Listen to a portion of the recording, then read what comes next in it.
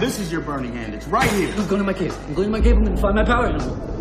No! Don't deal with it the way those dead people do. Come on! I get the point, okay, no, please? what you're feeling is premature enlightenment.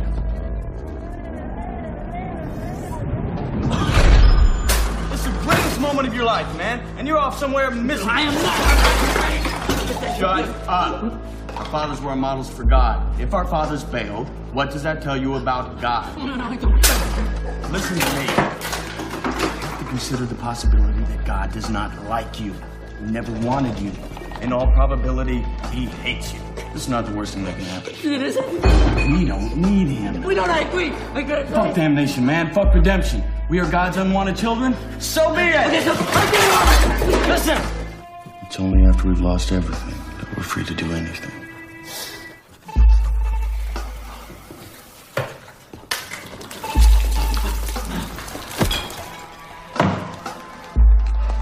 Congratulations. You're one step closer to hitting bottom. I'm back. Miss me?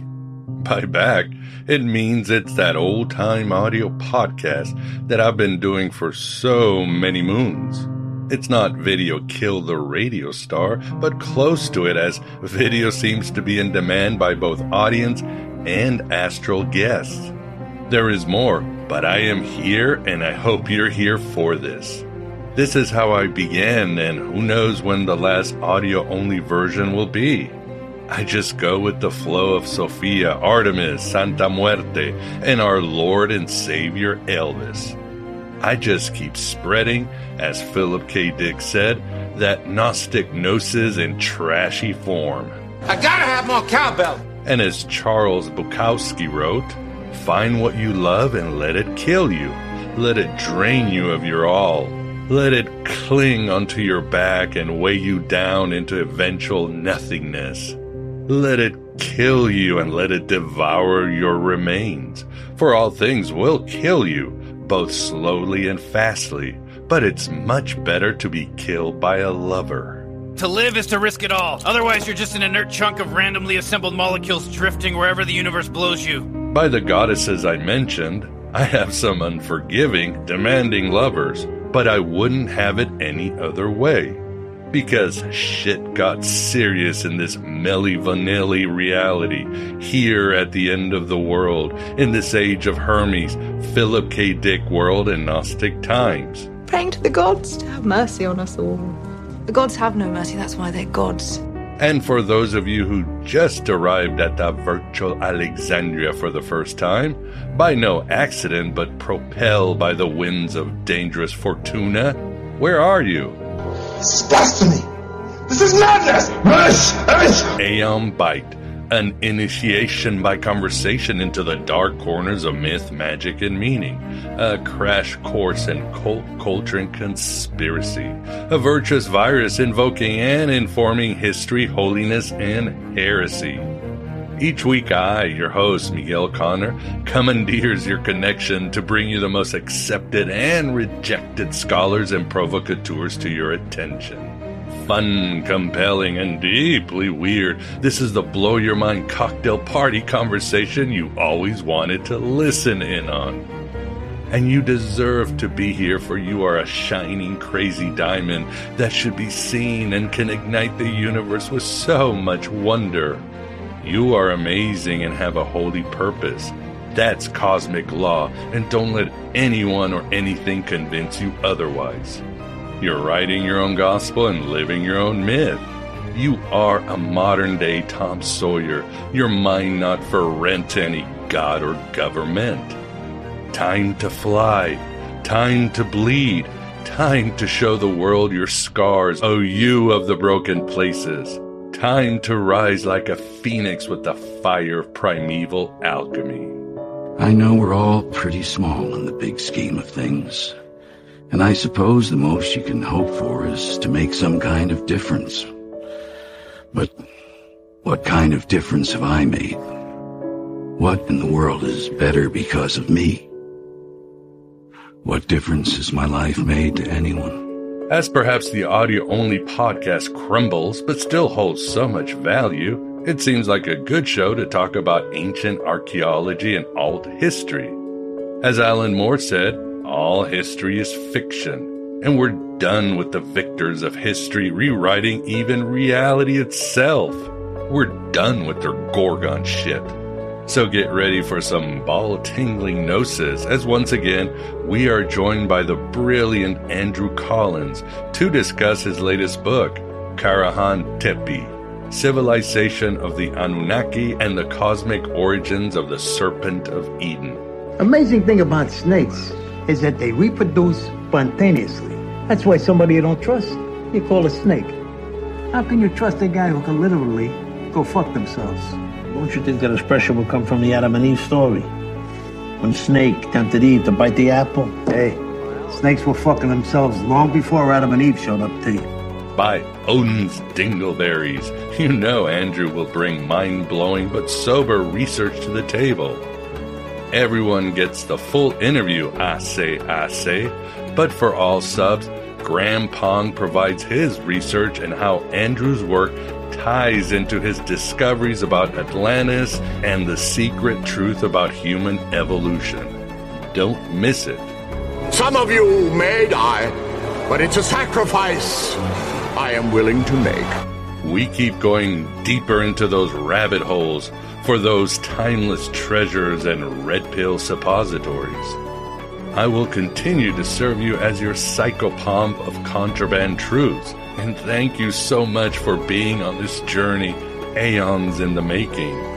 In many ways, I feel as if Aeon Byte has just begun, as if the restoration of Hagia Sophia has just reached maximum velocity. My father says that almost the whole world is asleep. Everybody you know, everybody you see, everybody you talk to. He says that only a few people are awake, and they live in a state of constant, total amazement. After Astronosis in August, I felt like part of me died, and it sent me into a sadness and slight madness. Mostly because I didn't know what had died or what part of me I needed to say goodbye to. It's hard to explain, but as it was a successful and memorable event, some dark power stabbed me to the core, and I had to bring myself from the edge of psychic destruction and into a state of rapid-fire transformation. Yet part of me did perish, and I'm still in funeral mode. Ever feel that way? But what is grief? If not love, persevering. Since then, though, the mission of Gnosis hasn't changed. I'll keep telling you the same solutions to play the game of Saturn. Look inward, as the inner journey is essential. As the great philosopher Steve Miller sang in Jungle Love, the question to everyone's answer is usually asked from within. Go inward, but make sure to touch some grass. Nature holds your salvation and destruction, and ultimately it's the same dang thing. I didn't build this system. Or did I fuck it up? Don't look at the stars, but experience them. To simply get that old as above, so below catharsis you've been looking for all of your life. As Plotinus wrote, the stars are like letters that inscribe themselves in every moment in the sky. Everything in the world is full of signs. All events are coordinated. All things depend on each other. Everything breathes together. It's like we've forgotten who we are, Tom. Explorers, pioneers, not caretakers. Well, we used to look up in the sky and wonder at our place in the stars. What else? Oh yeah, catch the mist. Catch the myth. A symbolic, magical, and mythical life is the only life worth living, as long as it's paired with helping the least of your brothers. Like Jungian June Singer wrote in A Gnostic Book of Hours, myths are true expressions of our inner selves, revealed cryptically in image, symbol, and metaphor. They are something like dreams. Rationally, they may not ring true, but in a psychological sense, they express people's inner processes through the use of ingenious devices that conceal what must be concealed and reveal what must be revealed. So it's awe-inspiring stuff. And as Gordon White said, magic is the felt sense that our role in the cosmos is co-creative. It's like God's vagina. Thirdly, have an experience and worry less about understanding. That will come in time. Jung said symbols are meant to be experienced more than deciphered. And as Jan Osman wrote about ancient Egypt theology, the pyramid doesn't stand for something. It makes something visible. That's why you are here in the Black Iron Prison, to make things visible that were occulted by the archons. To quote the great Joseph Campbell, he said, "It is by going down into the abyss where we recover the treasures of life. Where you stumble, there lies your treasure." To the ironic twist of the unknown. Lastly, as I perhaps narrate this from some grave, let me end with two summary quotes. The first one is from Jim Quick, who said, "If an egg is broken by outside force, life ends. If broken by inside force, life begins. Great things always begin from inside." It's been a brilliant journey of self-awakening. Now you've simply got to ask yourself this: what is happiness to you? The last is perhaps the central tenet of Aeon Byte, and it won't surprise you that it's from the Gospel of Thomas. It goes, "If you bring forth what is within you, what you have will save you. If you do not have that within you, what you do not have within you will kill you."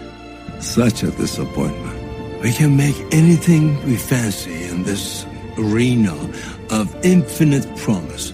And this is what we come up with? Weapons? War?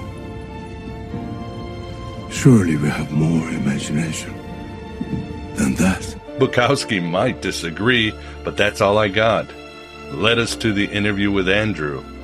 F it. How about more from Miller in Jungle Love? You live in a world of illusion where everything's peaches and cream. We all face a scarlet conclusion. We spend our time in a dream.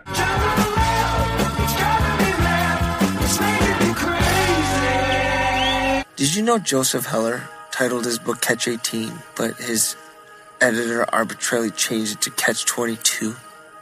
Well, for as long as I can remember, that's what being alive has felt like. Can't have form without space. Can't experience light without dark. We're stuck. Yeah, and any time you try to hold on to one thing, slips away. I've never been able to describe this feeling inside of me, but I think that's it. Catch 22. It's like a void. But not. It's like empty, but solid. Yes, empty but solid. Right under the surface. You think other people feel this way? I know George doesn't. I hope June never does. I don't know. Maybe we're not normal. Maybe we're too fucked up. Maybe normal people are just delusional, fucked up people. Either way, that's why I don't believe in God. What do you mean? Why would a God make it like this? Well, if God is everything, then we're God. That means God is just like us. Maybe that's why everything is the way it is. God's just trying not to feel alone in nothingness. You have never talked to anybody like this before. Me neither. This is the Aeon Byte interview, and with us we have the pleasure of being joined again by Andrew Collins to discuss his new book, Karahan Tepe, Civilization of the Anunnaki and the Cosmic Origins of the Serpent of Eden. Andrew, thank you very much for coming back on the show. My pleasure, Miguel. Plenty to talk about, as usual. Oh, yeah. Wonderful book, and you cover so much ground and unveil so much important information that leads not just to the sources of civilization, but really the sources of human consciousness. Very important stuff today as humanity has lost its ability to tap into their unconscious, but we'll certainly get into it. With us too, we've got Graham Pong. Graham, how are you doing? Doing very well, Miguel. It's my pleasure to interact with Andrew. I've read his books. His work was integral to my research that I was doing. So it's my pleasure to see what's new that he's come out with. Indeed, yes. Graham has done a lot of work on also on ancient archaeology. So we've got a good trio here. So, well, why don't we start with the book? Tell us about the book. It's not something you wrote from the comfort of your desk, but this is something you've seen face to face, right, Andrew? Well, absolutely. Yeah, I mean, I've just come back from Turkey, where I was actually, viewing these same places like Göbekli Tepe, Karahan Tepe, new sites like Bulge, and others in the area, looking towards their latest discoveries, or in some cases seeing them for the first time, because it's really, really important to get a hanger on this high culture that existed just after the end of the last ice age. I mean, the archaeologists today refer to it as Taş Tepeler, which is Turkish, and it means stone or stony hills. The stone refers to the fact that they work with stone, creating these incredible, stone enclosures with T-shaped pillars and huge monoliths in the center. They cut out rooms into bedrock, and they quite literally are building these structures into hillsides and artificial mounds, which are known as tepes or hoyaks. And these are like layer cakes of human activity, and that's the tepe side of it. So it's Taş Tepeler, as they call it. And I mean, I would say that we're looking at the first post ice age civilization, one that I think was probably remembered in myth and legend, not just amongst the Hebrews and the Semitic peoples, probably as the story of the Watchers and the Nephilim of the Book of Enoch, but also in Sumerian and Babylonian tradition, the whole story of the Anunnaki. All of these were said to have been human-like wisdom bringers that gave humanity the rudiments of civilization. I mean, obviously, this is something we can break down as we go along. And it's something that I've been pursuing now for at least 30 years. I mean, I first talked about it in my book From the Ashes of Angels that came out in 1996. And as I was writing that, obviously the previous year, the first spades were going into the ground at Göbekli Tepe. I would have no knowledge of its discovery until the year 2000. I mean, it was kept secret. Wow. Because it was such a big deal.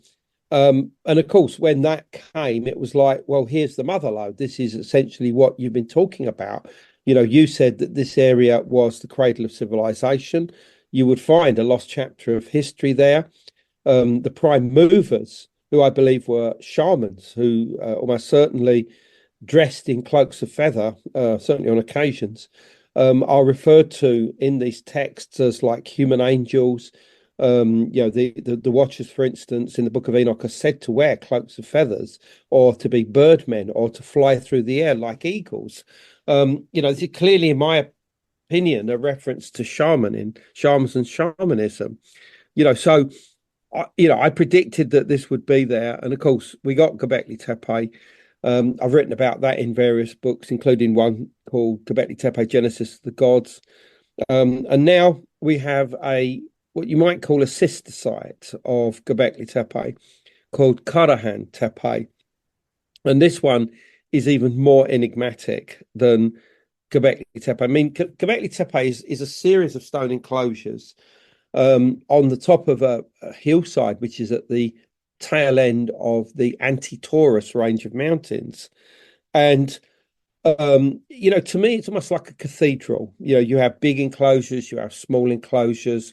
I think that they probably had different functions. You probably had people coming here almost like on pilgrimages, to perform rituals, maybe to get healing, to maybe seek omens and oracles, whatever.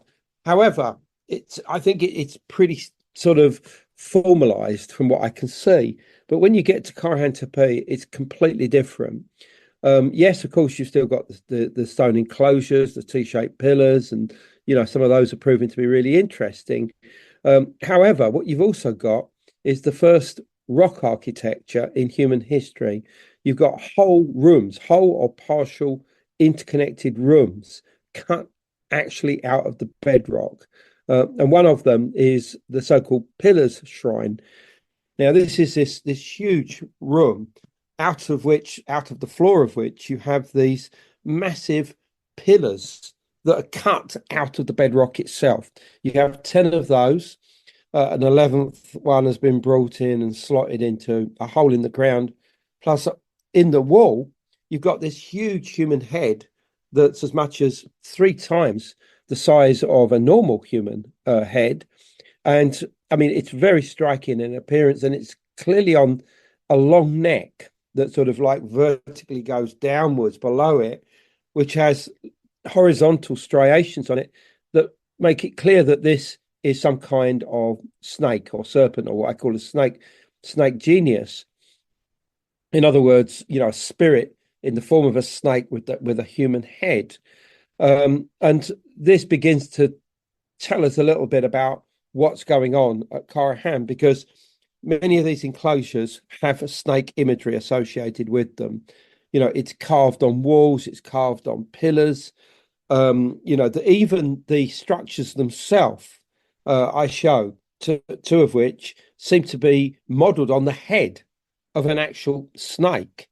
So in other words, the actual design that they created into the bedrock was the head of a snake itself, which I find extraordinary, and I mean, I think when we think about architecture today, we think about the 4 walls, the ceiling, the floor, and whatever decorations we put inside. We don't think, oh, what type of animal shall we, model it after? Because it just doesn't really come into our way of thinking. But back there, and we're talking 11,000 years ago, as far as Karahan Tepe is concerned, these people were designing things for very functional reasons. And that functionality seems to be associated with communication with some kind of serpent. And from the alignments that exist at the site, which are towards the Milky Way, particularly at the time of the solstices, it seems as if they were focusing their attentions on the Milky Way, but not just any part of it, an area that we know today as the Galactic Bulge. This is a bright area of the Milky Way, and the reason why it's bright is because it is the center of our own Milky Way galaxy. There's a lot of young stars, there's a lot of activity there, and this appears a lot brighter than other parts of the Milky Way. And the alignments at Karahan are very specifically towards this area. The constellations that are in the vicinity of the Galactic Bulge is the stars of Scorpius, the Sagittarius constellation, and the constellation known as Ophiuchus, which means the snake charmer or the snake bearer, almost like a sort of snake shaman, if you like, in the sky. And I was looking at this and I was thinking, well, somewhere here is a cosmic serpent. What is it? And eventually I came to the conclusion that it had to be the Milky Way itself. The Milky Way was being seen as this huge, great snake in wrapping itself around the world, with its head as the Galactic Bulge. And, these people back then, as far as they're concerned, the soul or the spirit resided in the head. We can tell this by the fact that they would decapitate the bodies of individuals. They would almost certainly leave the body out to be pecked clean by vultures. and a vulture is really, really important symbol there as well, as far as death and resurrection. But the heads would be kept aside, almost certainly cleaned up, and used thereafter as points of communication with the owners. In other words, it was believed that access to the spirit or soul of a person was via their skull, via their head. And if you then transfer this into the sky, you've got this huge, great cosmic serpent wrapped around the world, which you would see, in some form every night. But it's the head that they're interested in, because that's the point of communication, the point of contact.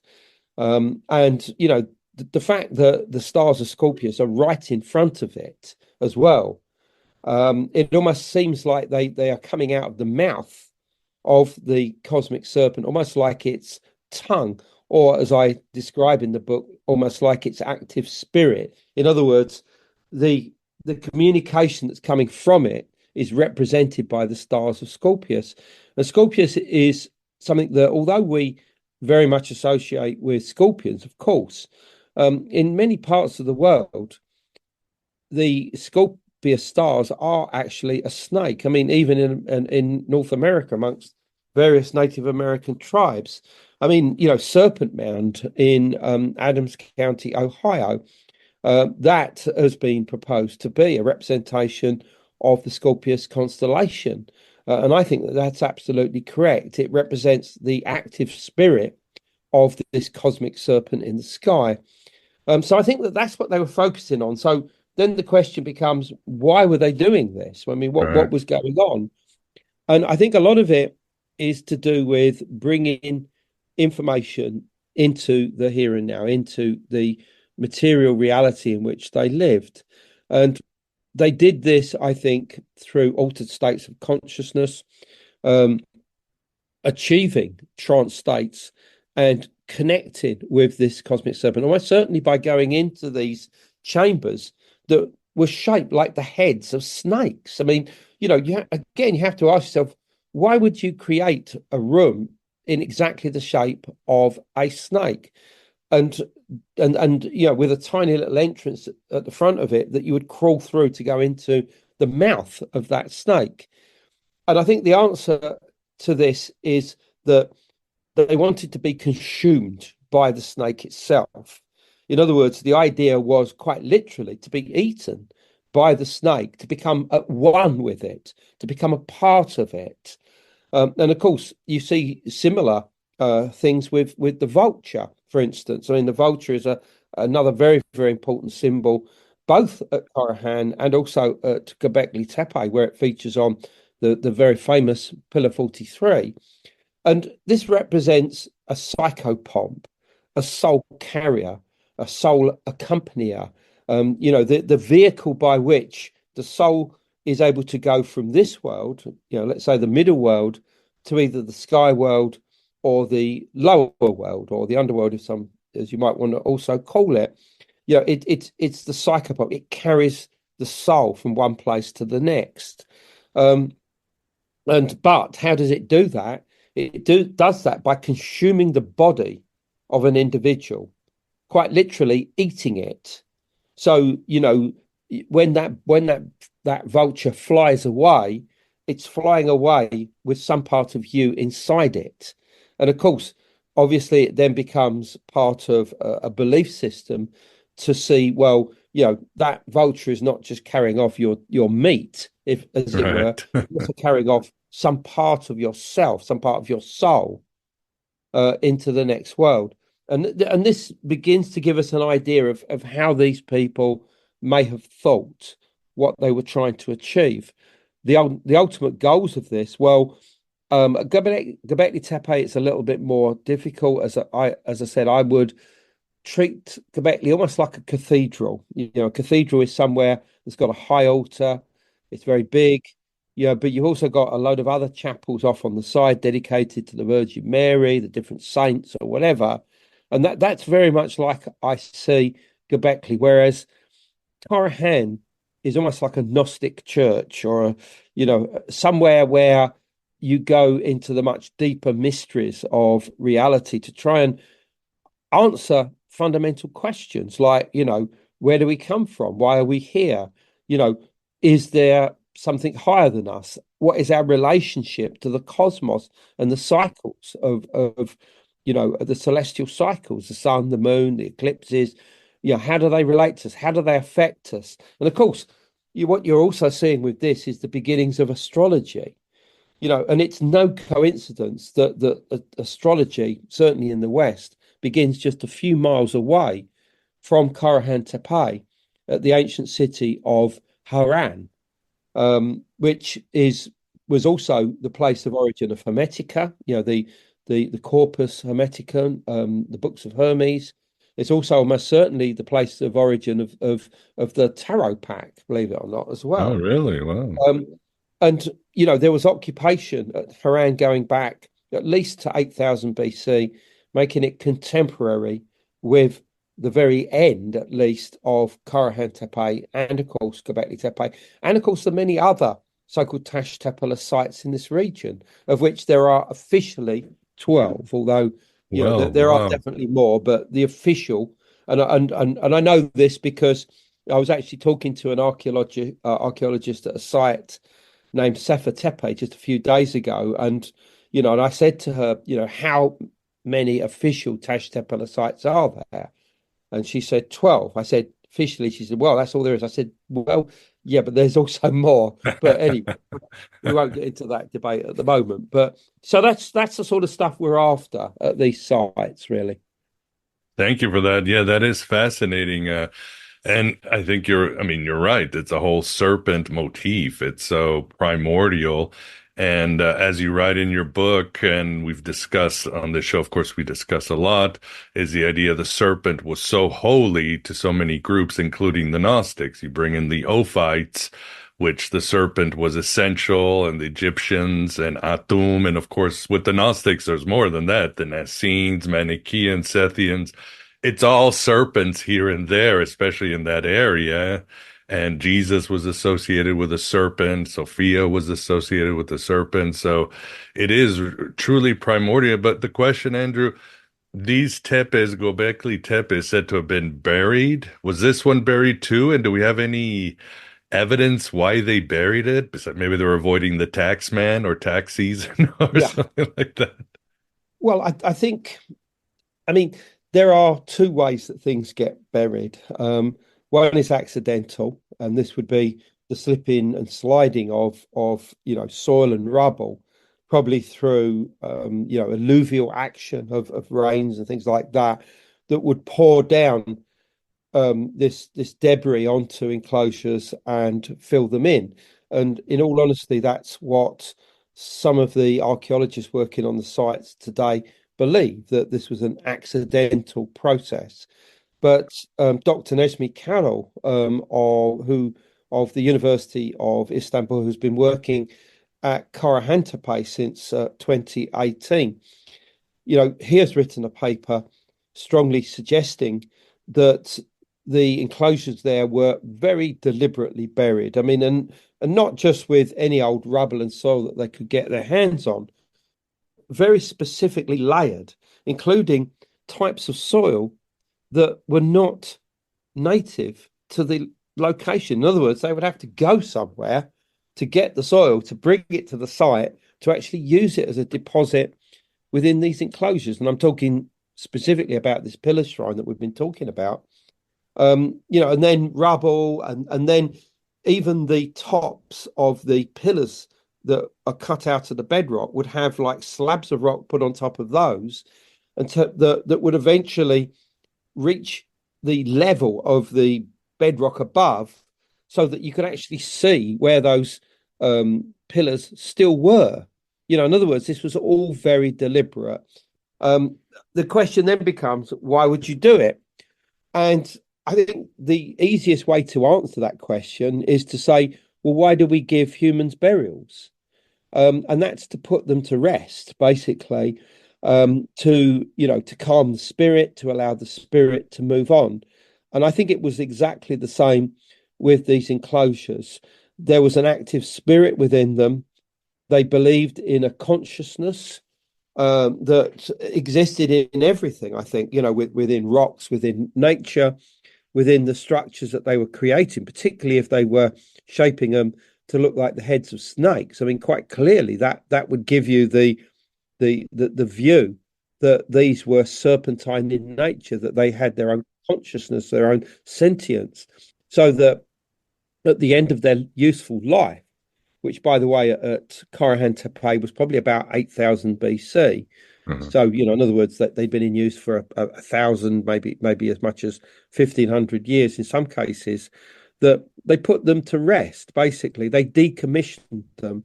And of course, this is something that we do even to this day with churches, with mosques, with temples. If they fall out of use, they can't just be left, as holy places. Right. They have to be properly decommissioned, by priests or imams or whatever. And I think that it's a combination of these processes that was going on to make them be buried in that way. I mean, obviously, some of my colleagues, will see more sensational reasons why they buried it. There was maybe another cataclysm coming along or something like that. And I mean, who knows? Maybe there's an element of that. But I think that from the evidence we have so far, that it was deliberate burials based on a decommissioning process.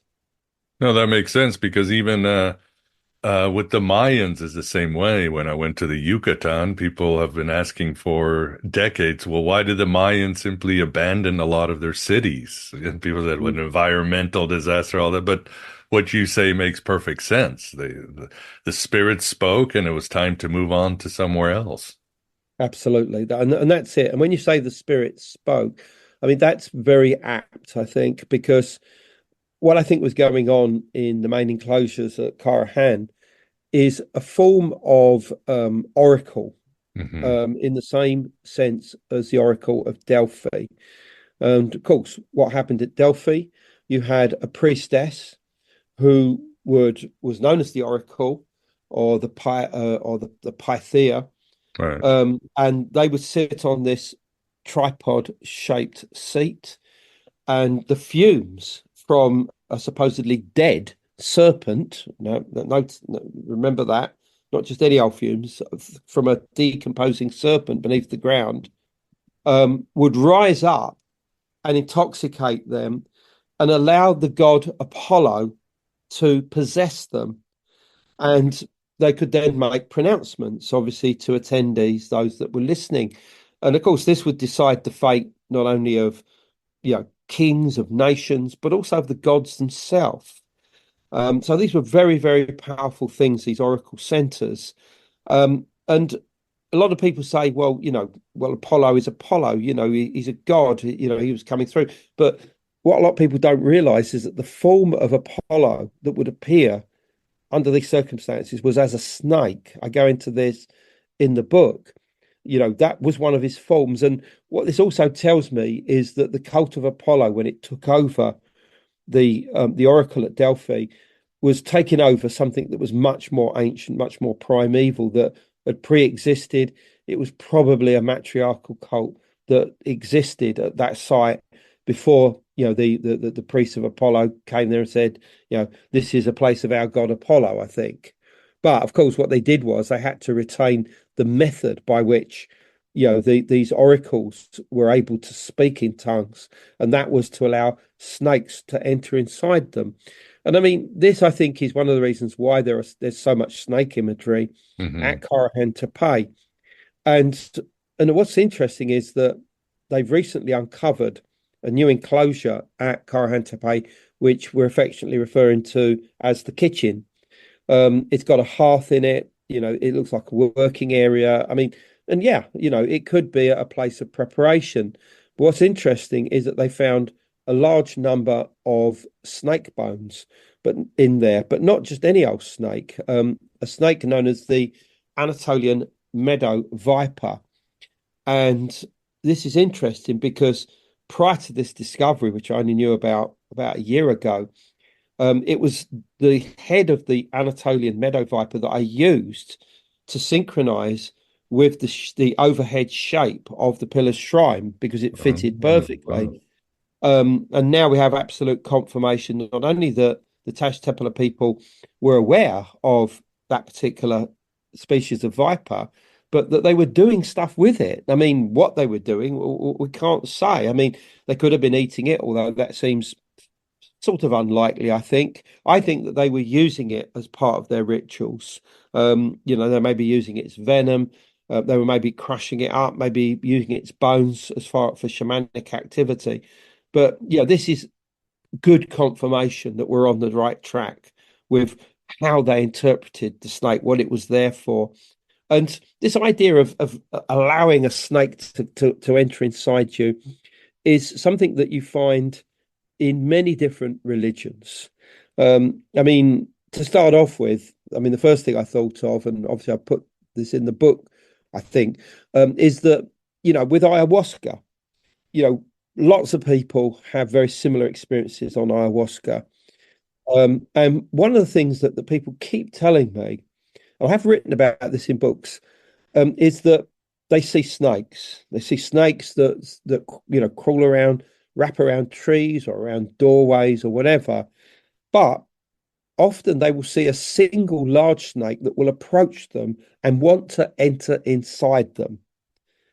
Now, I'm sure that there's a lot of psychology somewhere going on here, but this is a frequent thing, and I'm sure some of your listeners will probably say, yeah, something similar happened to me.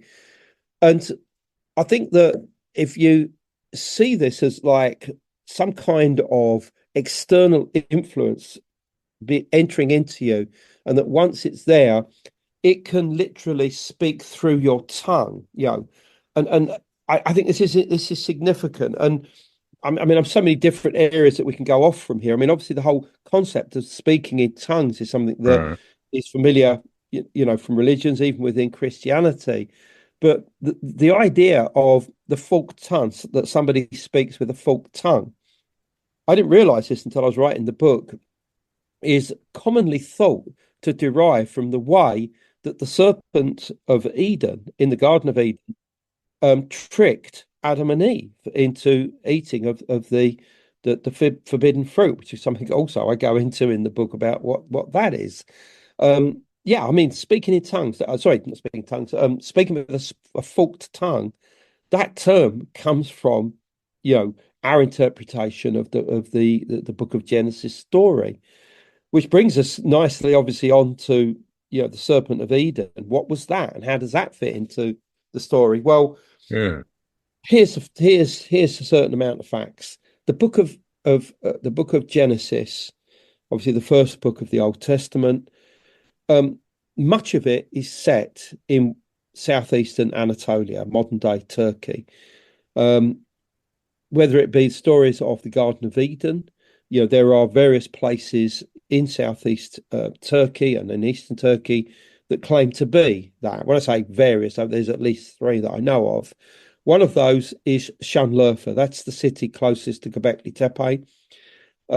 And here, right through to the present day, as you're reading the book, people have this belief of that this was the terrestrial paradise. This is where God placed the soul of Adam down on earth, and from the red earth thereabouts, he was created. And obviously from him, the story goes that Eve was created, and they were in the garden there.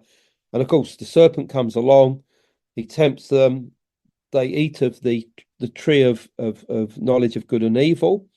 They realize that they're naked, they lose their innocence.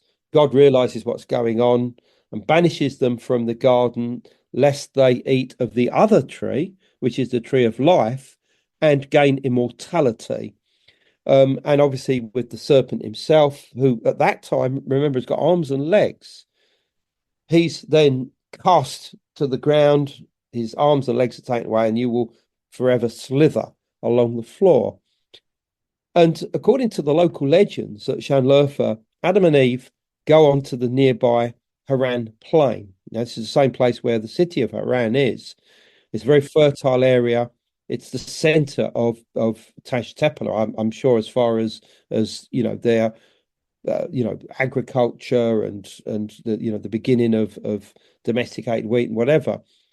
And it's actually said that here, Adam and Eve create the earliest agriculture and wheat. How do they create wheat? Well, according to the story, they scratch their heads and say, what are we going to grow? And Eve opens her hand and says, oh, how about growing some of this stuff that I brought out of the Garden of Eden? And she's got a stalk of wheat in her hand. So they say, yeah, that's a great idea. So that's how, according to this story, which is still told to this day, I mean, not just orally by the people that of Shanlerfa, which, by the way, anciently was known as Adama, by the way, which means the place of Adam. Right. This is one of the most ancient names. I mean, I've got the references to this. It's all in the book. A reference to the fact that, it was from the red earth there that Adam was created. And as I said, I think it's too much of a coincidence, the fact that agriculture is created for the first time. And when I say created, what I mean by that is domesticated wheat is used in a widespread motion for the first time in that area, for the first time in human history. I mean, there were experiments with agriculture, there were experiments with wild wheat going back 30,000 years. I mean, the Tash Temple people didn't invent, wheat growing. They didn't. However, the domestication of it would seem to have taken place. And it's something like 50 to 60 different varieties of wheat used today to create bread, pasta, cakes, and of course beer. Very important. And has its point of origin, with a wild form of wheat that grows within sight of Göbekli Tepe to this day. I mean, that I think is amazing. We also know that the earliest beer was grown in the area, and was brewed at places like Göbekli Tepe, and almost certainly, Karahan as well. We also know that the earliest wine, I mean, they trace back the sources of grapes and their origins and whatever. I wrote all about this in one of my earlier books. It's not in the Karahan book.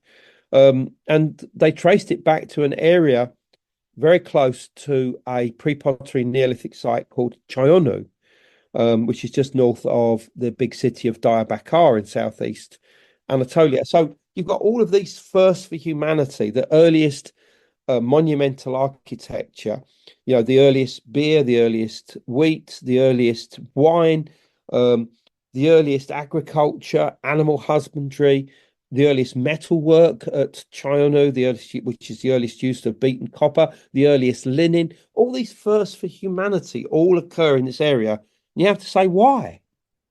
Why was it all taking place there? And I would say that these innovations were being inspired intuitively through their communications with what they perceived as this higher intelligence, this cosmic intelligence that they interpreted as a snake, and that this is the true source of the Serpent of Eden. I would agree, and well said, and I think you're right. I think they were looking at the stars, and you can say, well, is it true? Is it inspiration? It doesn't matter, right, Andrew? We should do that again. Look at the stars just to be inspired. We can break new ground. And what they were doing was just incredible. Yeah. And obviously, I mean, we think in terms of God, for instance. And, where do we look for God? We don't look for him in a hole in the ground. We look for him up in the sky. Yeah. And that's exactly what I think these people believed that the source of their own cosmic intelligences were coming from. They saw it in terms of a snake or a serpent. But I think there's more. We talked briefly about Gnosticism, and we're talking very specifically about Orphites. Now, Orphites basically is from the Greek word orphis, which means snake. Right. In other words, these people were venerators of the snake. So what does that mean? Well, yes, of course, their rituals did seem to involve real snakes. There's no question about that. I talk about that in the book. However, the snake for them was almost like a demiurge, a creator of the world, basically. It was, in their terms, the sun. And the father was God on high. And how did they perceive God on high? Well, they perceived it as almost like some kind of invisible sun, basically, that existed beyond the physical universe itself, within a sort of primordial chaos, and that it was so far removed from the physical universe that it had to have its sun to intercede on its behalf, and that sun was a snake, a cosmic serpent. So these are the elements that you find, and what the Gnostics were trying to do was to achieve Gnosticism, obviously this oneness with ultimate knowledge and ultimate wisdom, which was almost like a sort of a form of rapture, if you like, of entanglement with the sun, the snake itself, which is one of the reasons why they used the snake. And it's no coincidence that this form of Gnosticism seems to have its roots in the area of southeastern Turkey, places like Haran and Şanlıurfa, as I show. I mean, Şanlıurfa, which in biblical times was known as Edessa, this was a center of so many weird underground cults. I mean, the books have been written specifically about the weird cults there, including serpent cults and Gnostic cults. And some of the little knowledge we have of Gnostic masses and rites that were taking place all come from this region or just below it in northern Syria, obviously in places like Aleppo and Damascus and places like this, that benefited from a lot of these ideas in much later periods of time. But if you have to sort of put your fingers on two places where this all begins, it's Haran and Urfa, or Şanlıurfa as it's known today. These are the clearinghouses of all of this knowledge and wisdom, which I think had been, simmering and existing and surviving all the way down from the Tash Templar age. Exactly. Well said. And yeah, interesting you mentioned the ayahuasca. I've done ayahuasca maybe 20 times throughout the years, and my visions have always been burial or sky ascension. But the first and only time my wife did ayahuasca, guess what, Andrew? She's done ayahuasca. Who comes to visit her? A snake approaches her and wants to come inside her, but she denied the snake. So you're right. Yeah.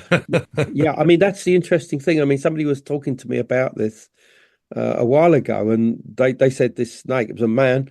He said that this snake came up to him and basically told him he wanted to enter inside him. Yeah, exactly. And he said, no, sorry. My wife too. But, he thought about it afterwards, and he realized that this wasn't going to be a negative experience.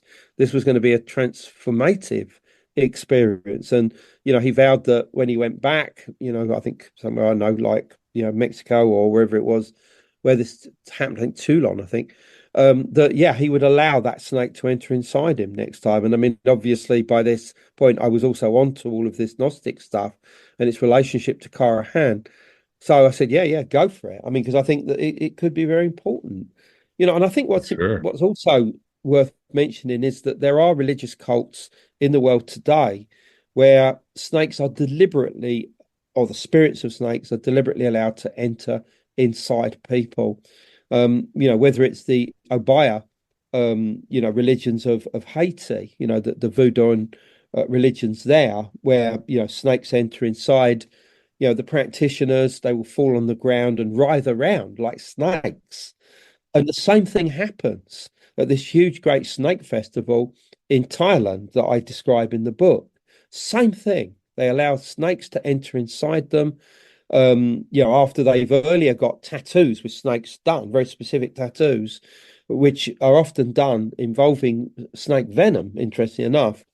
And the snake is allowed to enter inside them during this festival. And once again, people will crawl, literally slither along the ground as snakes. And although this might sound extreme, I think that something similar was going on at Karahan Tepe. We cannot look at places like Karahan Tepe and think of, a modern day temple or a modern day church or mosque or something like this. These are functional places where the relationship between this world and the next would have been full on, absolute full on. And so people probably would have been writhing around like snakes. They would have been speaking in tongues, but the information that they'd be given to attendees would be something that could be translated, and utilized by the community in the same way as it was within the Oracle at Delphi. I mean, obviously that was a much more formalized process, but I think it's the same thing with the same outcomes. And what I think we also should look upon is how all this affected Vedic religion, because there's a clear relationship between Tash Tepe and Vedic religion. And when I say Vedic, I mean, obviously I'm talking, Hindu, but it could be pre-Vedic.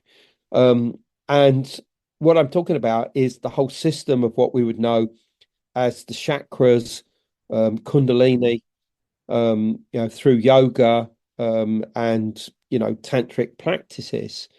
Now this, as we know, involves a series of so-called energy centers that are coincident to the spine. 7 of them, of course. The 7 chakras. Very westernized, of course, but it's basically something that definitely is real and existed in the Indian subcontinent, long before Westerners reached there. And of course, what is one of the main processes of this enlightenment? And it's raising the Kundalini spirit. And the Kundalini spirit is a snake that rises up inside the body, not by coming through the head or anything, but by rising up from the area of what used to be referred to as the cathedra, the area between the legs. Because this is obviously where the base chakra is. And that energy then rises up to empower the person and also to bring with it ultimate enlightenment. And I mean, as I was writing all this, a friend of mine who practices Tantra, and has done for many decades under a guru, I said to her, I said, what is Tantra? I mean, yes, I know there's supposed to be a sexual element to it. I know it's about small Kundalini, percentage, actually. Yeah. But what is it? What is its function? What? And I said, I understand it's about enlightenment. And she said, yes, it is. But it's not simply that. It's actually about gaining a supernatural power. But she said that this is never publicized by tantric schools because it will attract the wrong type of people. And when I heard this, I thought, oh my God, that's exactly, I think, what they were trying to do at places like Karahan and other Tash Tepe sites. I mean, one of the most common imagery that you see in the carvings are male figures holding their private parts. I mean, you see it at Göbekli Tepe. There's for Man, this huge, great 6-foot statue that was found at the site of an early pre-pottery Neolithic site inside the city of Şanlıurfa. It's there on a new panel found at a site called Bulge, just a few miles to the west of Şanlıurfa. And it's there at Karahan Tepe. There was a huge, great statue found there last year, 7.5 feet tall, even in a sitting position. I mean, it is a giant. It's a veritable giant. And all of them seem to be holding their private parts, basically, their genitalia. And people immediately look at this and say, oh, it's obviously something to do with sex. And I say, no, it's not. It's not to do with sex. Well, yeah, I mean, there's a sexual element to it. It's an energy, a power that rises up from that part of the body and fills the body, and so that you can achieve an almost supernatural power. And what I mean by that, I mean control over your environment, control over the beasts, control over animals, control over your neighbors. And that begins in the area which is referred to as the base chakra. And it's also no coincidence, I think, that in Vedic tradition, in Tantra and Yogic, that area is associated with the constellation of Scorpius, the power of the stars of Scorpius, just as it is in Babylonian tradition. There is a concept known as zodiac man. Basically, it's the 12 signs of the zodiac have an influence over one part of the body. Obviously Libra controls this, Capricorn controls the head, whatever it is. I can't remember exactly which order they go, but it's Scorpius that controls the area of the cathedra and the private parts, basically. And it's exactly the same in Vedic tradition. And so the fact that we know that the influence of this cosmic serpent is coming from the same area as the stars of Scorpius in the sky and the galactic bulge, it's almost like as above, so below. You contact the cosmic serpent, you're allowing it to enter you, but it doesn't come in through the head, it comes in through the cathedra and rises up into the body. Exactly the same concept as Kundalini. And I think all of this is linked. And I tried to show the relationship of it all. Yeah, no, you make an excellent case with some excellent research. But yeah, let's bring in Graham. Graham, I'm sure you have questions. Let us know. Take it away. Oh, no, absolutely. I was going to say, I appreciate Andrew bringing up Haran, which is, I was unaware of the Corpus Hermeticum and the tarot standpoint. And I'm sure he's aware of the rumors of Abraham actually coming from Sanlurfa, where of the Chaldees was actually Sanlurfa. And that was much more sensible start of his trip. Yeah, no, I mean, the whole story of Abraham, I mean, that's something that's retold by guides at Llanllwrfa to this day, that this was the place of the birth of Abraham. They will take you to a cave. It's a holy shrine. Thousands of people visit it every month. And they say that this is where Abraham was brought up. This is where he was brought up from a child through to adulthood. And what they say is that, he decided that he would worship the one God, that would become, the God of the Israelites, Yahweh, and that his father had a shop there, and his father made idols. And one day his father departed the scene and said to Abraham, "Look, would you look after the shop for me?" And so he did, but the first thing he did was to get the equivalent of a baseball bat and smash all of these idols except for one. And, he puts the baseball bat or whatever it is, on the one remaining idol. And, and people come in and say, "What the hell's gone on there?" And he points to this idol and says, he did it, basically. And it's a weird story with other elements of it, which I've forgotten at the moment. But and because of this, the king who ruled there, again a legendary figure known as Nimrod, decides that he's going to kill Abraham. So he arrests him. He throws him on this sort of like funeral pyre, and is lighting this, so the flames will begin to lick up and consume Abraham. And God intervenes to change the firewood into fish and the fire into water. And this becomes what's known today as the pools of Abraham, which have hundreds and thousands of these huge carp in it. So that's the story. And all that is there in Llanllwrfa, basically. I'm sure I didn't say her name, but so anyway, so yeah. And of course, according to the book of Genesis, Abraham is born in this place called Ur Kasdim, which we interpret as Ur of the Chaldees. Now, the term Chaldees means two things. I mean, it means the astrologers and the astronomers and even soothsayers of Haran and Llanllwrfa, but it's a term that was much earlier used to refer to the peoples of eastern and southeastern Anatolia in general, from the word Kaldi, which was the name of a god. They were the people of Chaldee, and Chaldee was almost like a personification of the land. He protected them.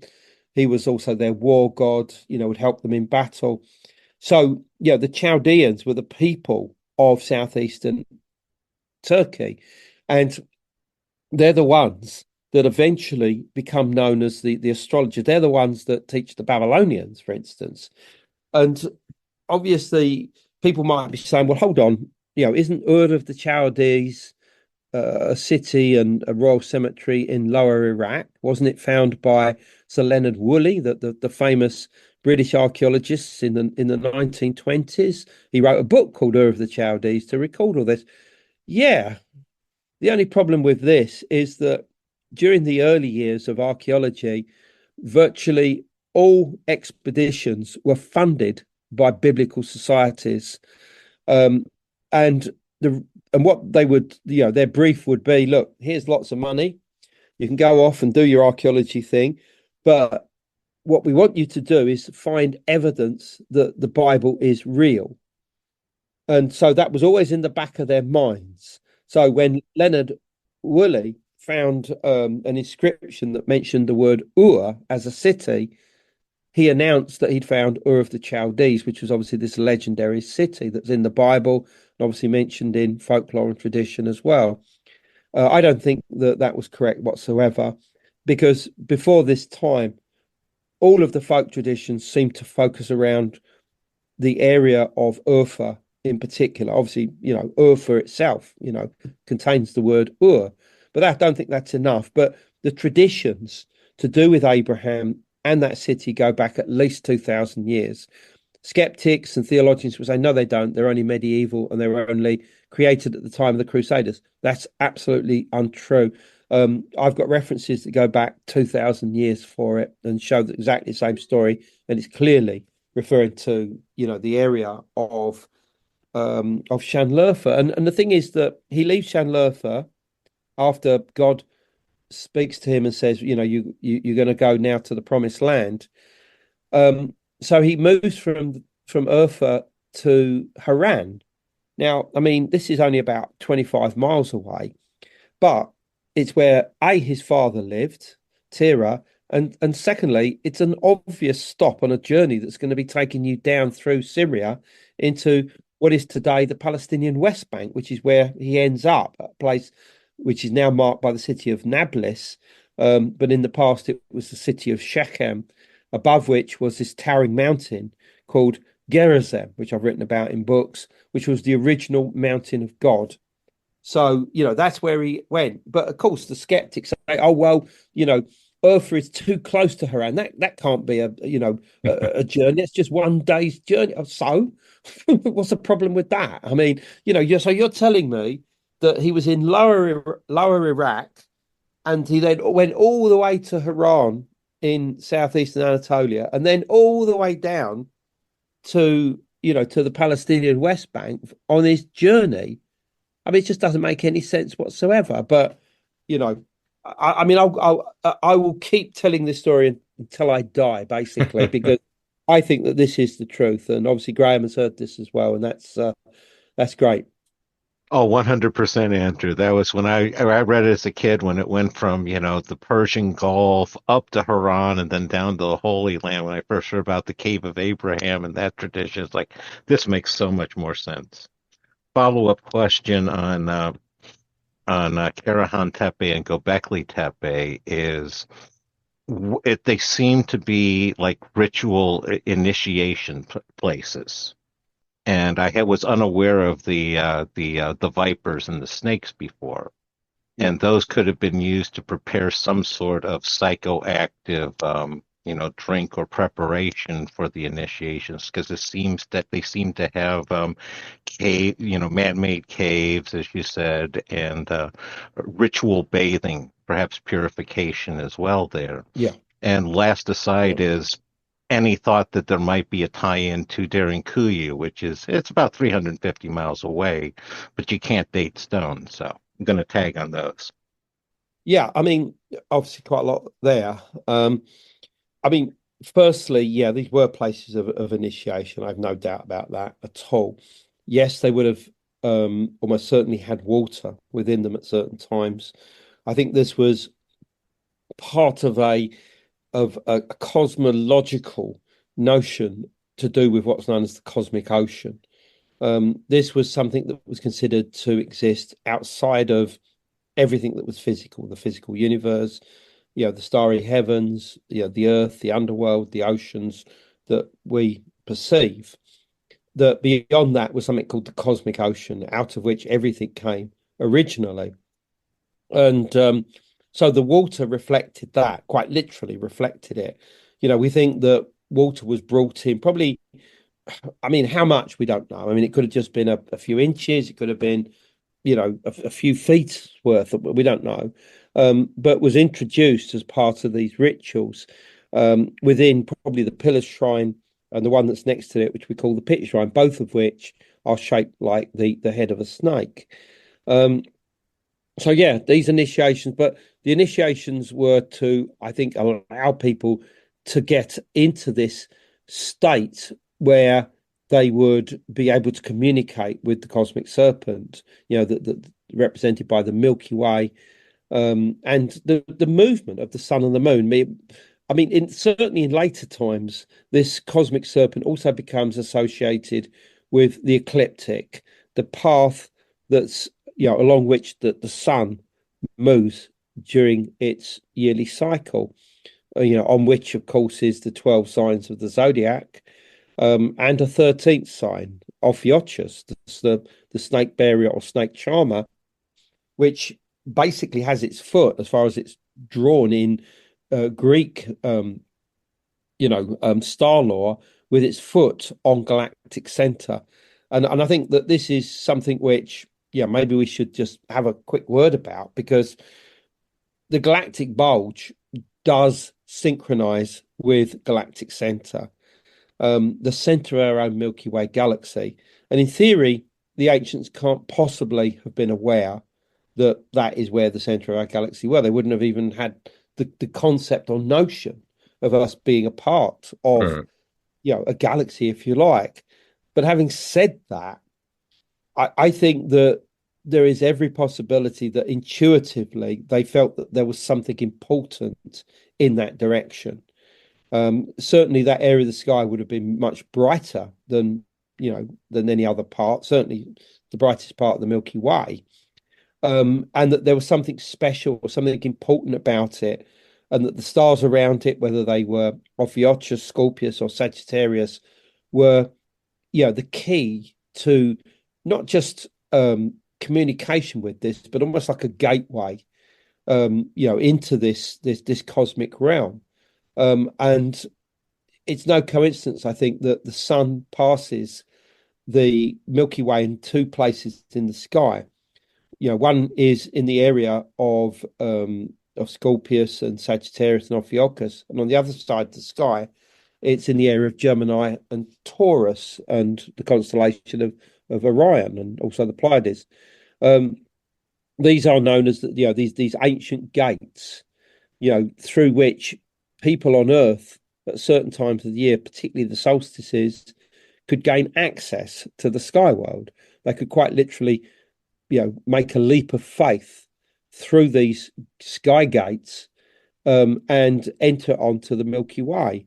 And the Milky Way becomes another really important route to the sky world. So it doesn't just function as the body of a snake, but it's also a waterway. It's also a road. It's also, the quest, really, that the soul has to undergo to achieve transformation, to return back to its cosmic state, which I think was seen in terms of this cosmic ocean. Well said. And yes, we agree on this show. I've done many shows on the Gnostics and their star portals and doing exactly that, going out through Draco and all these constellation. It was in the air, but we are at the end. But before we say goodbye, Andrew, would you want to mention that there have been some issues with people with excavating and getting there recently? Again, putting on my suspicious hat, if you know what I mean, because this information, like I mentioned, is consciousness changing. Yeah, I mean, it is. I mean, obviously, there's a lot of talk at the moment about Göbekli Tepe and whether excavations are going to be Mm, delayed for 150 years, and the World Economic Jesus. Forum taking control of it, and concrete on. And I'll be honest, a lot of those stories are they have a grain of truth in them, but they've been blown out of all proportion. I mean, firstly, there's no concrete on Göbekli Tepe itself, other than in what the where the pillars that hold up the roof. Yes, there was some concrete that had to be put in the base there, and yes, that may have disturbed some archaeology, although they did do excavations within those holes first, down to what I presume was the bedrock. Um, Secondly, the whole idea of the excavations being held off for 150 years, that's not the case. They're opening up new areas of excavation next year. Now, this maybe, just maybe, have been prompted by all these stories that are rumored. Maybe they've thought, no, we need to start relooking at it. There certainly was a time when there was no excavations for about 5 or 6 years, but over the last 2 or 3 years, they've been clearing out the enclosures that they've already been working on. They're doing that this moment. They're uncovering some new carvings and that, which we got to see. But at Karahan Tepe, it's a completely different show. There, the archaeologists are working as fast as they can to uncover the whole entire site. And I think that the reason for this is that there's probably different archaeologists at the helm with different views. They're mostly Turkish there. I think they have a slightly different attitude to some of the archaeologists from other countries. But I mean, these places are being uncovered now. There is no hideous conspiracy or whatever. Good. And I've brought together everything that is known about Karahan. It's a 20-year journey. I first went there in 2004. When I first went there, there was no excavations. There was just, you could see the T-pillars. They were just sticking out of the ground. Just their heads you could just about see. And I mean, one last thing I'll say is that when I first went there, I went there as part of a cultural festival at Diyarbakir, which I was asked to lecture. And I was given a driver and an interpreter. And we got to the site and, we're just looking around and we could see the tops of these T-pillars.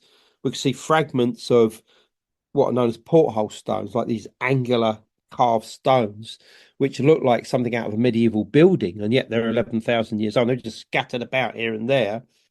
And I saw just a fragment of a T-pillar, and I wanted to know if there was, any carving on it. So I put my hand underneath it, because you could slide your hand underneath it. And the driver, who was this big burly Kurdish guy, saw what I was doing, came across and just lifted it up, and it sort of, fell to the other side. And where my hand had been was this big blue scorpion. And it just really shocked me, because I thought, oh my God, I could have just been stung or, literally died. Whatever that would have happened, it wouldn't have been pretty. And that really affected me. And, that inspired me at the time. But what I now realize is that the constellation of Scorpius in particular is arguably the most important constellation associated with Karahan Tepe. So that encounter with that scorpion, which is the only scorpion I've ever seen in southeast Turkey. I've never ever encountered one since. It was almost like a strange omen. Yeah, It was almost like the sight speaking to me and said, look in this direction for answers. So, wow. That story is in the book, by the way. So Yes, it is. Yes, it is. Wonderful book. And yes, so much more, and check it out. But we are at the end. Andrew, where do you want to send people? It'll be in the show notes. What website? Well, I mean, obviously, for the book, go straight to Amazon or Barnes and Noble. You can purchase it now straight away. In America, in other parts of the world, you have to wait, I'm afraid, for just a little while longer. As to events in Britain, we got the Origins event, which I do with my colleague Hugh Newman. every year. That's November the 2nd. And we do, tours out to Turkey twice a year. The next one is in May and 2025, and again in September 2025. So all the details for those, or all that's available right now, is on andrewcollins.com, which you can obviously read all about these subjects, introductions to this book and to, various other books that I've done in the past, going back an awful long time. Wonderful. Check it out. And again, it will be in the show notes. But we are at the end of our excavation. First, I'd like to say, Graham, thanks for keeping us company in the great questions. Oh, my great pleasure. It's fun asking some questions to Andrew. Hey. Yes. And Andrew, thank you very much. Well, thank you both for your questions. Yeah, we appreciate coming on the show, and good luck with all your work. And keep following the stars, and listen to the scorpion. Indeed. And don't get stung. Yeah, don't get stung, yes. And there you have it, my beloved Truth Seeker warriors. Andrew killing it softly with his gnosis. Love his research and contributions. As mentioned in the intro, and as a bonus for all subs, Graham Pong provides his research on how Andrew's work ties into his discoveries about Atlantis and the secret truth about human evolution. Don't want to miss it, and coming right up for all subs. For all non-subs, please support this Red Pill Cafeteria any way you can, joining AB Prime, Patreon, or Red Circle. One-time donations on Stripe, PayPal, or crypto really help. Tips on YouTube or any podcast description also help. There is also the merch store or my Amazon wish list. You can also join the Finding Hermes private group, or whatever. It all helps keep the lights of the Pleroma on, as we undoubtedly enter some violent and dark times in 2025. But Julian of Norwich did say, all shall be well, and all shall be well, and all manner of things shall be well, especially if you're awake. Let us to the bonus with Graham for all subs. For everyone else, hello and goodbye, as always.